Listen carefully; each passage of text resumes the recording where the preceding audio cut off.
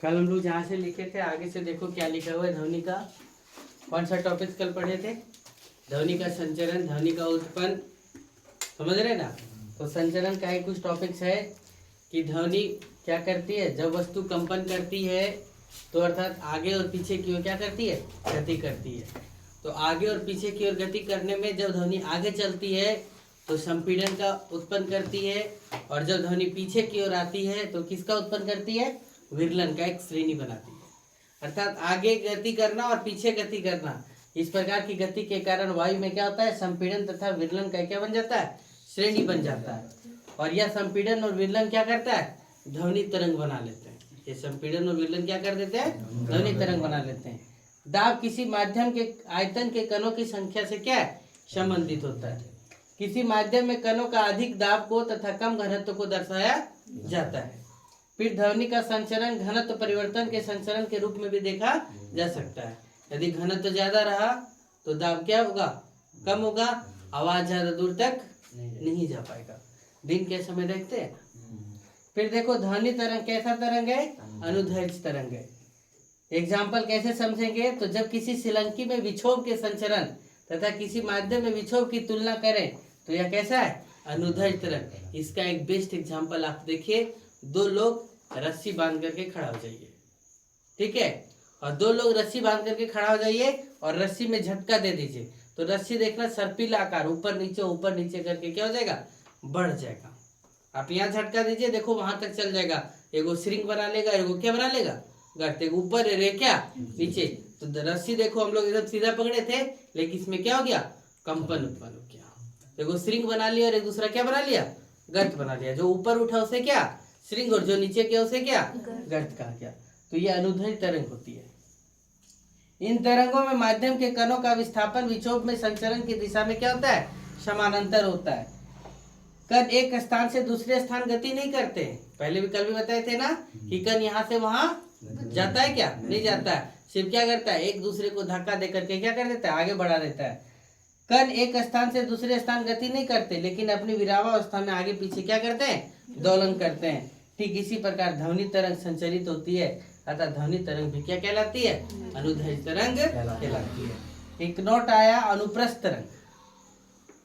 कौन सा तरंग, अनुप्रस्थ तरंग। अनुप्रस्थ तरंग वह तरंग है जिससे माध्यम के कण अपने स्थिति में संचरण की दिशा में किधर की ओर, लंबवत गति करते हैं। लंबवत मतलब क्या, 90 डिग्री का कोण बना करके क्या करते हैं, गति करते हैं। इसका बेस्ट एग्जांपल है, तालाब में पत्थर मार के देखिए, जो तरंग उसमें उत्पन्न होगा वो अनुप्रस्थ तरंग होगा, और वो तरंग क्या करता है, एक बार ऊपर जाता है और एक बार फिर क्या पूरा डाउन हो जाता है, यानी लंबवत गति करता है। तो ये कौन सा एग्जाम्पल हो गया, अनुप्रस्थ तरंग का। चलो नोट कर लो। में नहीं है, काटते थे पूरा।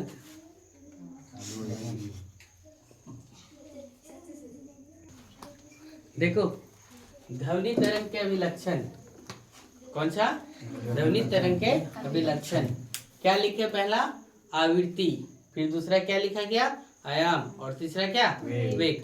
आवृत्ति को इंग्लिश में फ्रीक्वेंसी, आयाम को इंग्लिश में एम्पलीट्यूड, और वेग को इंग्लिश में क्या, वेलोसिटी। आवृत्ति देखो, आवृत्ति किसे कहा गया, एक निश्चित समय में, ये क्या निश्चित समय में किए गए कुल दोलन की संख्या को, किए गए क्या कुल दोलन की संख्या को ध्वनि तरंग का क्या कहलाता है, आवृत्ति कहते हैं।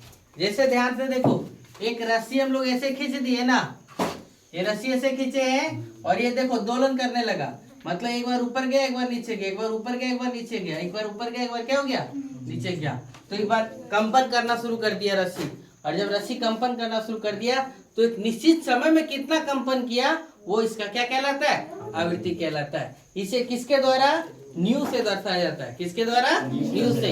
ये न्यू का इंडिकेशन ऐसे होता है, इसका ऐसा ही मात्रा क्या होता है, हर्ट्ज होता है, इसका ऐसा ही मात्रा क्या होता है, हर्ट्ज होता है। फिर दूसरा कौन आया, आयाम।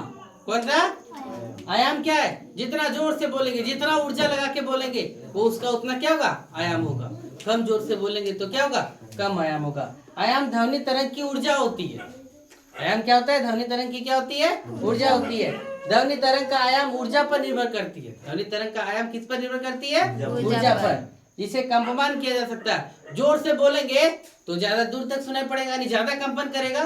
कम जोर से बोलेंगे तो कंपन क्या करेगा, कम करेगा, रस्सी को ज्यादा ऊपर नीचे खींचेंगे, है ना, तो ज्यादा कंपन करेगा। जोर से बजाएंगे बेंजू को, जो बेंजू बजाते हैं ना उसमें ब्लेड जोर से चलाएंगे तो कंपन क्या होगा, ज्यादा होगा, यानी आयाम ज्यादा होगा।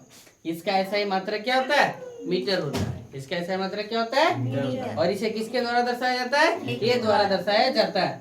फिर आया वेग, कौन आया, वेग क्या है, तो किसी माध्यम में ध्वनि को 1 सेकंड में जितनी दूरी तय कर पाती है वह क्या कहलाता है, उसका वेग कहलाता है।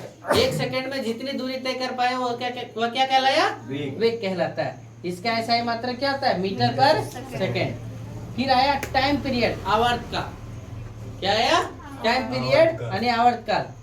2 कर्मागत संपीड़न, देखो 2 कर्मागत संपीड़न, यहाँ एक ये और ये यहाँ की दूरी, ये 2 कर्मागत संपीड़न हुआ और 2 कर्मागत विरलन ये हुआ। विरलन के किसी निश्चित बिंदु से गुजरने में वेग समय को तरंग का क्या कहा गया, आवर्तकाल कहा जाता है। दूसरी भाषा में यदि एक संपूर्ण दोलन में जितना समय लगता है वह उसका क्या कहलाया, आवर्तकाल कहलाता है। जिसके किसके द्वारा, तो टी से निरूपित किया जाता है, किसके द्वारा, टी से। इसका ऐसा ही मात्रा क्या होता है, एस होता है, सेकंड होता है। ठीक है, आगे कल बताया जाएगा तरंग दैर्ध्य।